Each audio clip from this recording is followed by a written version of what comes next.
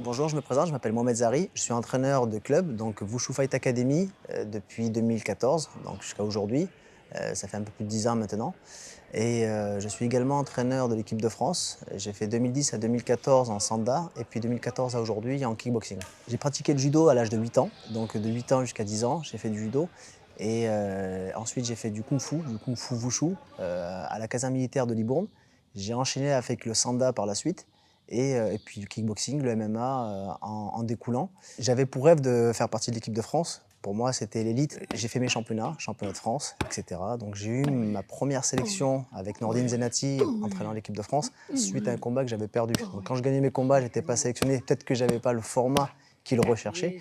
Et j'ai continué tout le temps, toutes les années, j'ai été sélectionné en équipe de France. Avec Pierre-Yves Roquefert qui avait changé, c'était un nouveau DTN.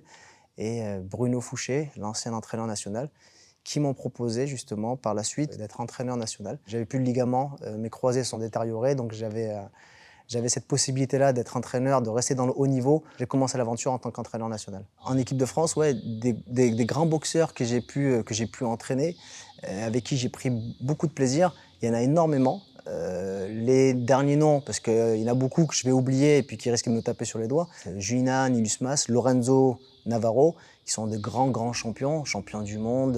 Julina, Alexandre Jeffy, pareil, quelqu'un qui a beaucoup boxé et puis qui a fait pas mal de médailles. Clara, enfin, il y a beaucoup de grands boxeurs que j'ai pu coacher, que j'ai eu l'honneur en tout cas de coacher. Et puis aujourd'hui, il y en a beaucoup qui sont soit à l'UFC, soit au Glory, soit au One. Et je suis content d'avoir pu les coacher et puis d'avoir pu les emmener au plus haut, en tout cas dans le kickboxing. Et quand je fais mes cours, je travaille vraiment dans le perfectionnement et puis j'essaie de faire les choses au plus proche de la réalité. Ne pas faire des choses grossières. Gauche, droite, jambe avant, droite, et jambe arrière. Vous envoyez le crochet et le kick après. Alors que le timing il est hyper important. Bam bam, pris sur lui, sur sa jambe, pour le shooter. Et si je l'ai laissé derrière revenir, il n'y a rien qui me bloque. Même boum et il shoot derrière. D'accord? Oui. Action, c'est parti, on reprend. Voilà, je suis dans le souci des détails qui ne ressortent pas derrière avec un gros KO, etc. Non, non. Protège-toi avant de boxer, protège-toi. Bloc, c'est important. Qu'il soit au maximum protégé. S'il y a une victoire, eh bien, ça peut être que sympa pour lui, mais derrière, c'est pas le principal. J'ai beaucoup de boxeurs qui viennent te voir et puis qui te disent merci pour les entraînements. J'ai beaucoup appris, j'ai perdu du poids, je vais mieux dans ma vie. Il y a plein de choses qu'on te dit, il y a plein de petits trucs. Et c'est vrai que ça fait chaud au cœur. Au revoir, au revoir, au revoir. On va tes blocages.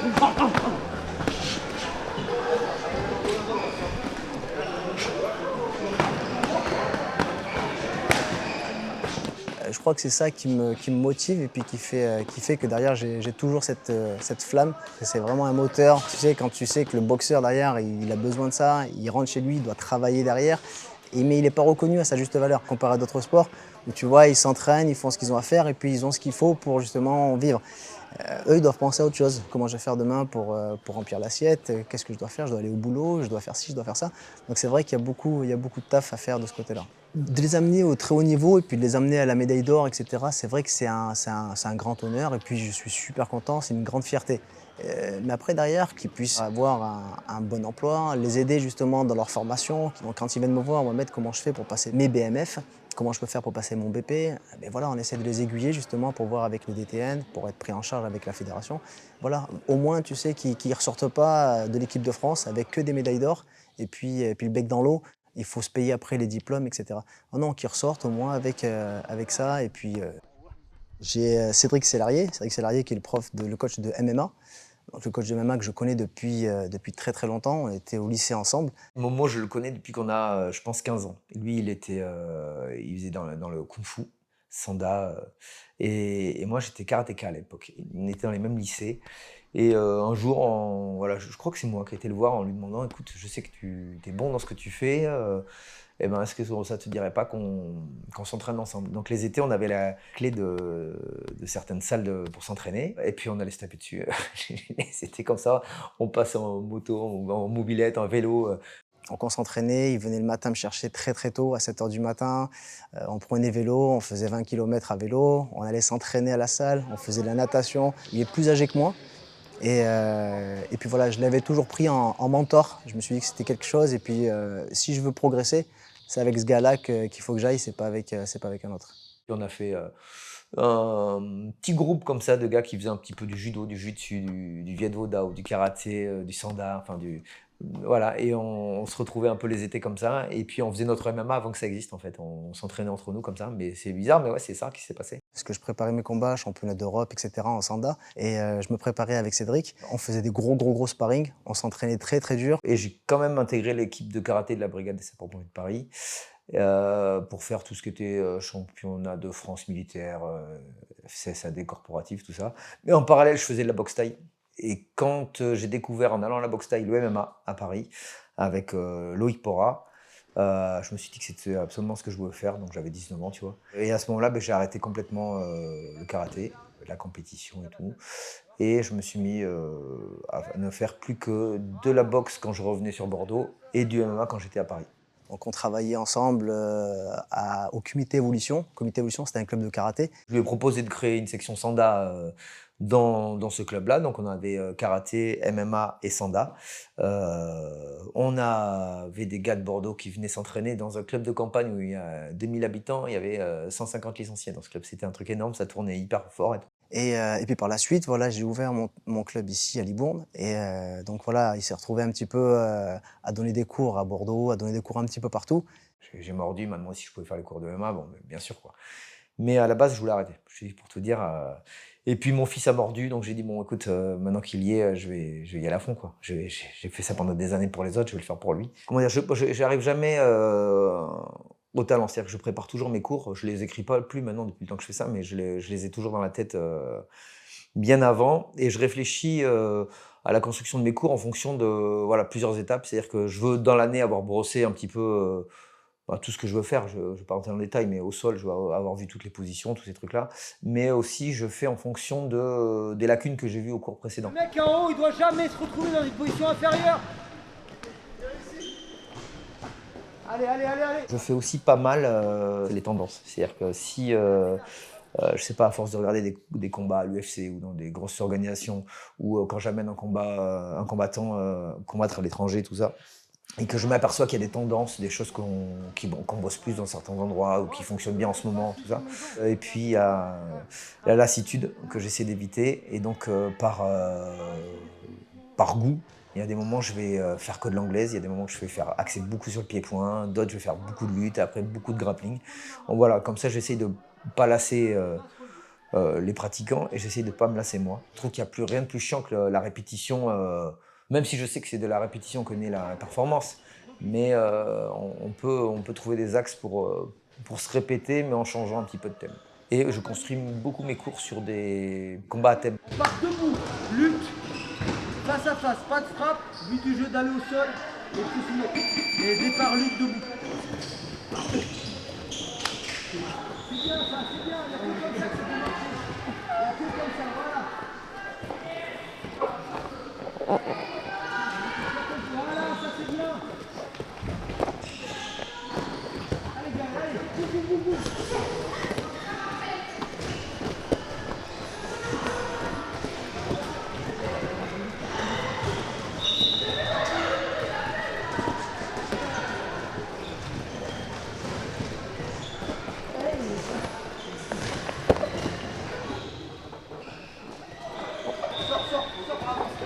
Avance ton bassin, voilà.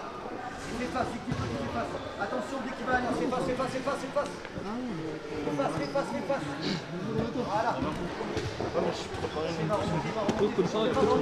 Ça me motive plus d'entraîner des compétiteurs. Maintenant, je sais que ce n'est pas ce qu'il faut pour tout le monde. Et puis, pour moi, ils ne déméritent pas ceux qui ne font pas de compétition, parce que souvent on dit ouais, moi j'ai affronté le champion de France ou le champion du monde de MMA. Mais il faut savoir qu'il y a des gars à la salle qui tournent avec lui tous les soirs. Le jour de la compétition, il combat une fois dans la soirée et on est fiers d'avoir combattu contre lui, mais il y a des mecs à la salle qui s'entraînent tout le temps, 2, 3, 4, 5 fois par semaine à se taper sur la gueule avec lui.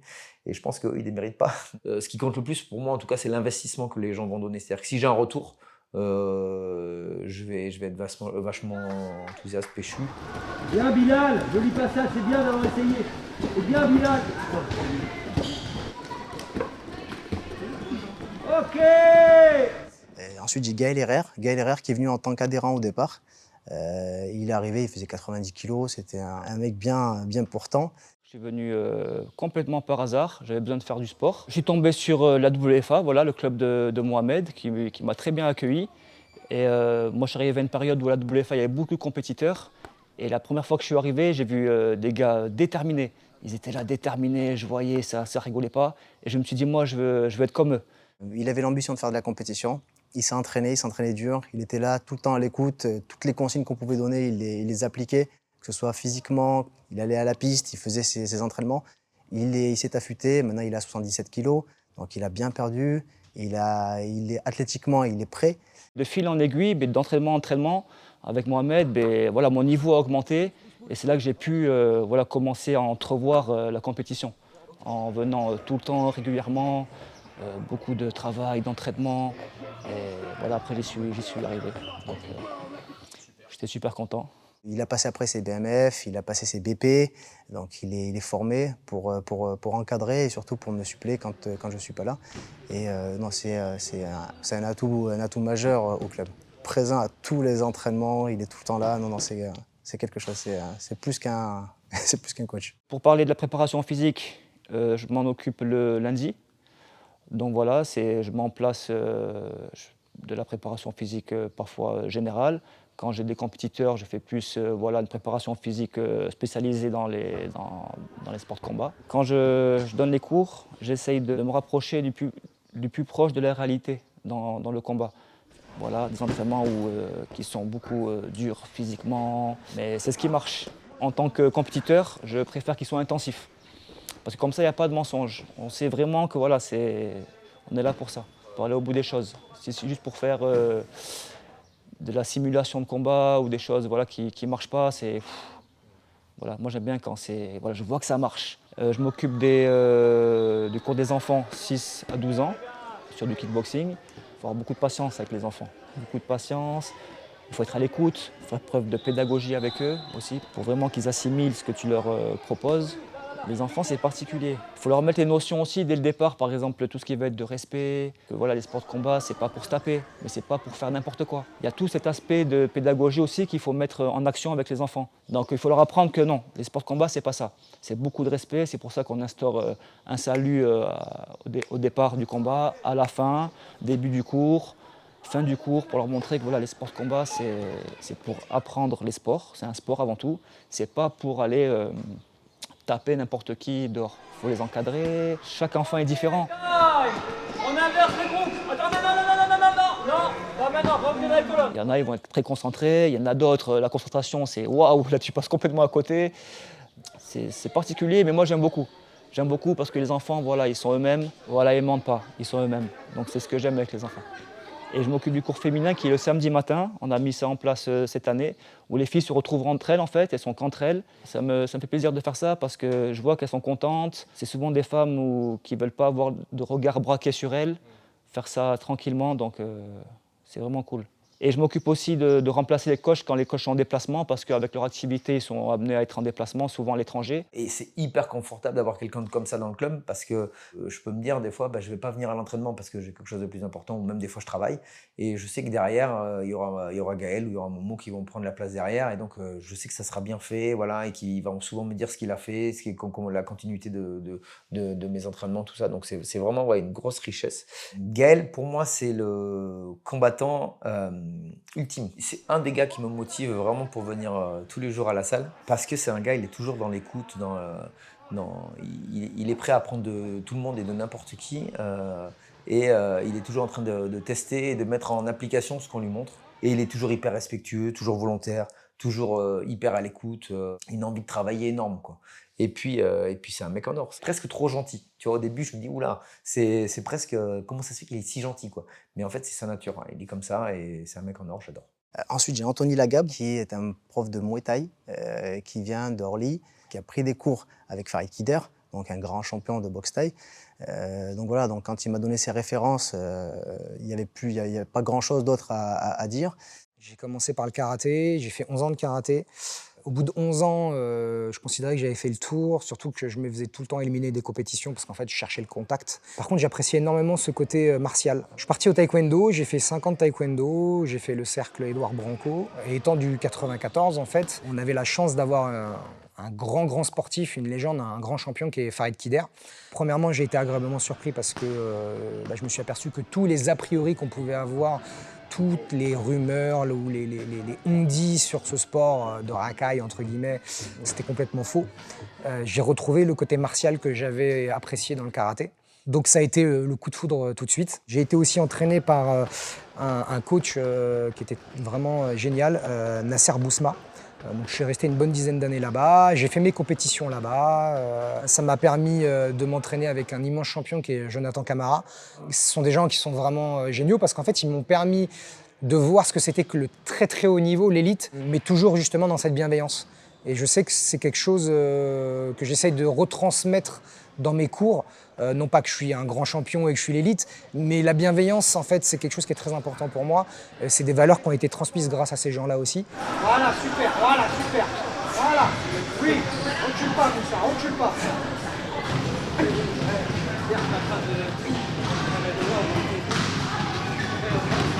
Comme je dis, Jonathan Camara, qui était vraiment l'élite. J'ai fait des sparring très durs avec lui, mais il était dans la dureté, mais dans la bienveillance. C'était vraiment pour le dépassement de soi-même. Pareil, Irvin Bristol, qui a fait partie de l'équipe de France de Mouet. Aussi Nabil Boujnan, qui est un grand combattant aussi. J'ai pu faire leur préparation de combat aussi. C'est-à-dire quand ils avaient un combat, je faisais leur préparation avec eux, j'étais leur sparring partner. Et puis ensuite, je suis parti dans le 91 dû à un déménagement à Savigny-sur-Orge. Et je m'entraînais donc dans le 91 avec 2 coachs qui sont Bona Boris et Hervé Michel, qui sont 2 super coachs aussi, d'ailleurs qui ont récemment réussi à amener quelqu'un au plus haut niveau, Fadimata Amadou, championne du monde. Mais enfin voilà, c'est une usine à champions aussi là-bas. Et puis du coup, je me suis retrouvé il y a 2 ans et demi ici. Et c'est vrai qu'il n'y avait pas de club de boxe thaï. Donc je me suis dit, écoute, tant qu'à faire, ça fait bientôt 20 ans que tu fais de la boxe. Quand j'étais à Orly, je donnais des cours aussi, du coup. Ils savaient qu'ils pouvaient avoir confiance en moi, etc. Donc en fait, c'est quelque chose que j'ai toujours fait, donner des cours de boxe. Est-ce que c'est pas le moment de ouvrir un club de boxe thaï, etc. Voilà. J'ai rencontré Momo, qui est une personne vraiment géniale. On a tout de suite accroché. Moi, j'ai été franc avec lui. Je lui ai dit, écoute, voilà, moi, à la base, je vais ouvrir un club de boxe thaï. Et c'est là où j'ai vu que c'était une très belle personne, parce qu'au lieu de se dire, ouais, il va y avoir encore un... Peut-être il aurait pu voir une sorte de compétition malsaine ou quoi, ok. Non, au contraire, il m'a même dit, écoute, viens t'entraîner ici, fais un peu ta pub, et puis comme ça, s'il y a des gens qui veulent faire de la boxe thaï, t'auras des gens acquis déjà à ta cause et tout. Et en fait, je me suis dit, bon, c'est pas possible, je peux pas, je suis obligé de tisser une relation avec cette personne-là, on n'en trouve pas beaucoup des personnes comme ça. Donc en fait, j'ai décidé de ne pas ouvrir le club de boxe thaï, et en fait, naturellement, Mohamed m'a demandé, écoute, est-ce que tu veux donner des cours de boxe thaï ici? Donc j'ai trouvé ça vraiment génial de sa part. Ceux que j'affectionne particulièrement, c'est les compétiteurs. Maintenant, les gens qui font le loisir, c'est tout autant plaisant de les voir évoluer et découvrir la boxe.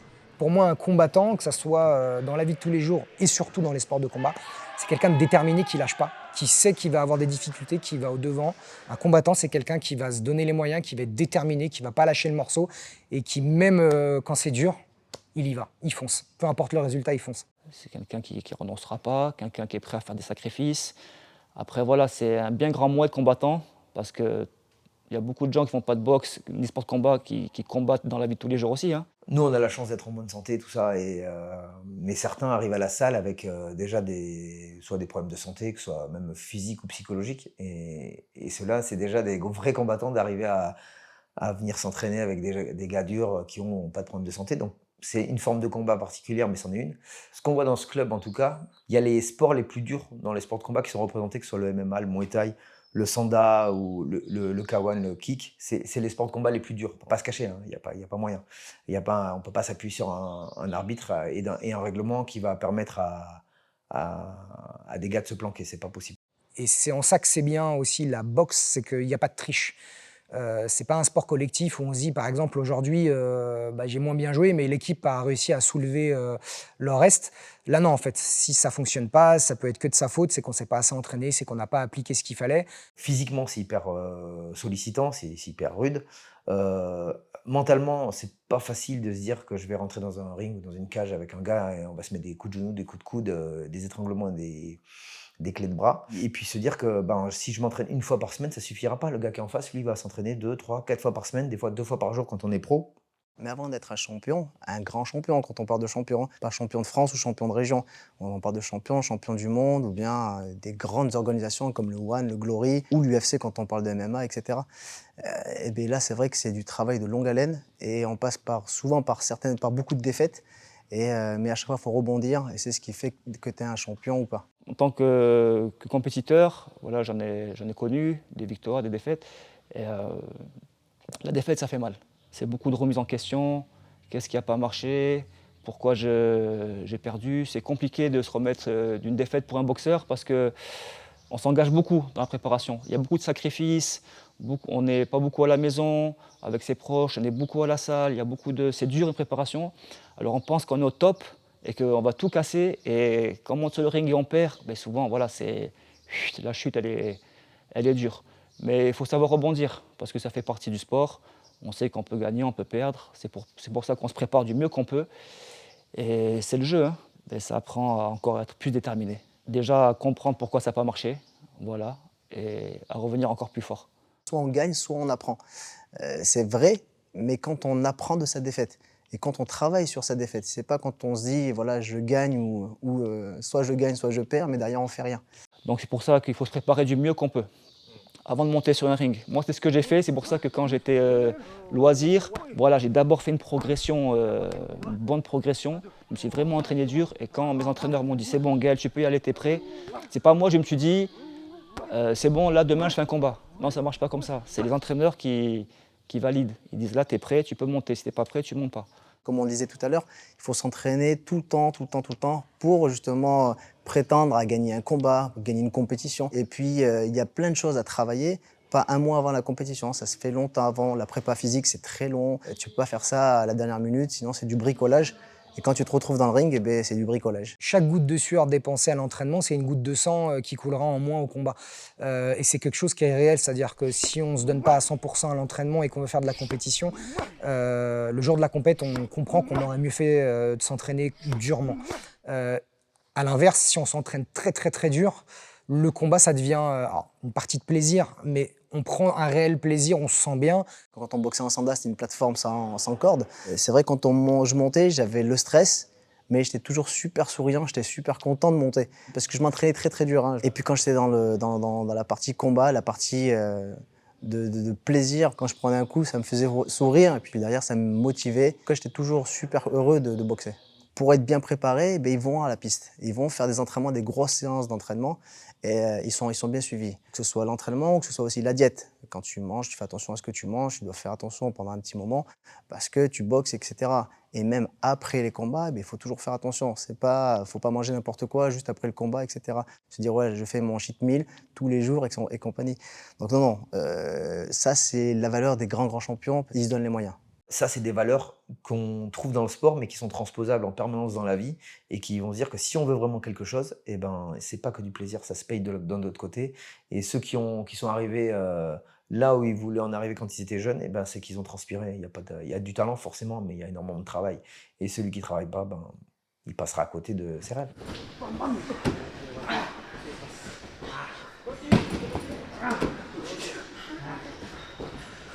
Mohamed, déjà, c'est un très grand combattant déjà de base. Il fera tout, il mettra tout en œuvre pour que tu réussisses ton objectif. Si tu t'investis avec lui, lui en retour, il va s'investir x2 avec toi, x3 même. C'est quelqu'un qui est bienveillant. Voilà, il est vraiment bienveillant. C'est quelqu'un qui va toujours te donner le bon conseil pour toi, pour que tu t'améliores. Et c'est quelqu'un qui a une capacité d'analyse sur le combat qui est incroyable. Par exemple, moi, j'ai une anecdote, je combattais, je commençais à perdre le combat, et là, c'est l'heure où voilà, c'est la récupération, l'inter-round.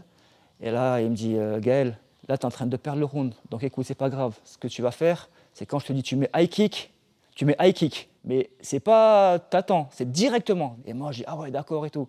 Et là, je commence à recombattre et tout. Et là, j'entends, je suis à l'écoute, moi, j'attends ça. Il me dit, high kick. Et là, je mets un high kick. Tu sais, mais un peu n'importe comment. High kick, je le mets. Et là, boum, le high kick, il passe dans la tête du gars. Le gars sonné, la physionomie du combat a complètement changé et j'ai pu gagner le combat comme ça. Pour ceux qui ont fait de la compétition, je pense qu'ils iront de mon côté quand je dis qu'en fait, un compétiteur a besoin de son coach. Il y a une relation qui se crée. Un combattant tout seul, il ne fait rien du tout. Même sans un coach, même sans des partenaires d'entraînement. C'est pour ça que tous les grands boxeurs, tous les grands champions, derrière, ils ont une team, ils ont une équipe. Il fait une grosse partie tout seul et tout ça, parce que c'est lui qui est dans le ring, c'est lui qui prend les coups. Mais derrière, la stratégie, si jamais il ne la suit pas, tu as le coach qui est derrière, et puis qui lui rappelle, parce que quand on est dedans, on est en train de boxer, souvent on s'oublie un petit peu. Donc il oublie qu'il a un back fist, il oublie qu'il peut envoyer son crochet du gauche, il oublie qu'il a son gros middle. Et le coach est là pour lui rappeler les stratégies, puis lui rappeler les techniques qu'il peut envoyer, et puis ce qu'il peut faire, et puis les trous qu'il y a quand il les voit. On ne vient pas forcément à la boxe pour se faire des amis, mais c'est un peu comme des militaires ou des Spartiates. En fait, dans la dureté, on crée des liens, on tisse des liens. Et en fait, ça, qu'on soit coach, qu'on soit boxeur débutant ou compétiteur, en fait, humainement, on est sur le même plateau. Donc, en fait, on rencontre des gens aussi. Surtout dans la WFA, c'est vraiment un club convivial, familial, où tout le monde s'entend bien et on parle pas que de boxe parfois. Parfois, on est amené à l'échauffement à courir tous ensemble. Bon alors, tu as passé une bonne journée, ça va. On parle de tout et de rien. Donc, tu crées vraiment des liens dans ces sports-là. Tu crées des liens très forts. Parce qu'on est amené à vivre des trucs, des fois, durs. Par exemple, des gros entraînements. Tout ça, ça resserre les liens. Tout ce qui ressort de ça, c'est positif. Si on est tous là pour le même objectif, d'évoluer, donc il n'y a rien de négatif. Il n'y a pas de mauvais sentiments. Avec Momo, c'est une des rares personnes avec qui il n'y a jamais eu un mot plus haut que l'autre. On s'est mis des parpaings, lui et moi, depuis qu'on est gamin, mais jamais c'est parti en eau de boudin, jamais, jamais. Il a pu me toucher, j'ai pu le toucher. À la fin, on s'est toujours pris dans les bras et on est poteau, quoi. C'est comme ça. Et on dit qu'on connaît les gens quand on les a combattus. C'est pas moi qui disais ça, c'était Bruce Lee. Mais je trouve ça hyper vrai. Et ben, Momo, c'est quelqu'un qui a un grand cœur et puis ça se voit quand il combat, de toute façon. Il fait rien à moitié. Alors les objectifs pour la WFA, ce serait d'avoir un lieu dédié justement au sport de combat, qu'on puisse avoir des sacs de frappe, c'est vrai que ce serait le top, pour pouvoir les aider à évoluer. En fait, il faut savoir qu'il y a énormément de travail qu'on ne peut pas faire sans le sac de frappe, que ce soit travail de puissance, travail de cardio aussi. Maintenant, on essaye de trouver des solutions. Je sais que Momo essaye de trouver beaucoup de solutions avec tout ce qui va être PAO, tout ce qui va être bouclier, ceinture. J'espère dans un futur proche avoir un ring. Ouais, quand t'as pas de ring, tu sais, le boxeur est en manque de repères. Il a besoin d'avoir son ring, il a besoin d'avoir les cordes, il a besoin de sentir les cordes, il a besoin de connaître l'espace pour justement pouvoir boxer le jour J et puis se dire, voilà, je connais cet environnement. Aujourd'hui, on entraîne du loisir au professionnel. On a Jason Polidor qui va s'entraîner avec nous, qui va s'entraîner chez nous. Donc quand il a besoin de sparring ou de gros travail technique ou bien prépa physique, on est là, on est présent pour lui, que ce soit pour le loisir également. Donc qui a envie de progresser, qui veut atteindre soit la compétition ou qui veut juste se remettre en forme, on est là à la Wushu Fight Academy à Libourne. Le club, il est génial, il y a une bonne ambiance, voilà. Des fois, c'est dur, faut pas se cacher. Hein. Quand on enchaîne des 6-7 minutes de gainage, des 100 pompes et des 200 burpees, ben, c'est comme ça. De toute façon, il n'y a rien sans rien. Donc, si tu penses que tu as l'âme pour faire ça, ben, écoute, viens t'entraîner avec nous l'année prochaine. Voilà, avec plaisir. C'est vraiment bien encadré. Donc, venez essayer et vous allez voir, faites-moi confiance, vous allez prendre du plaisir.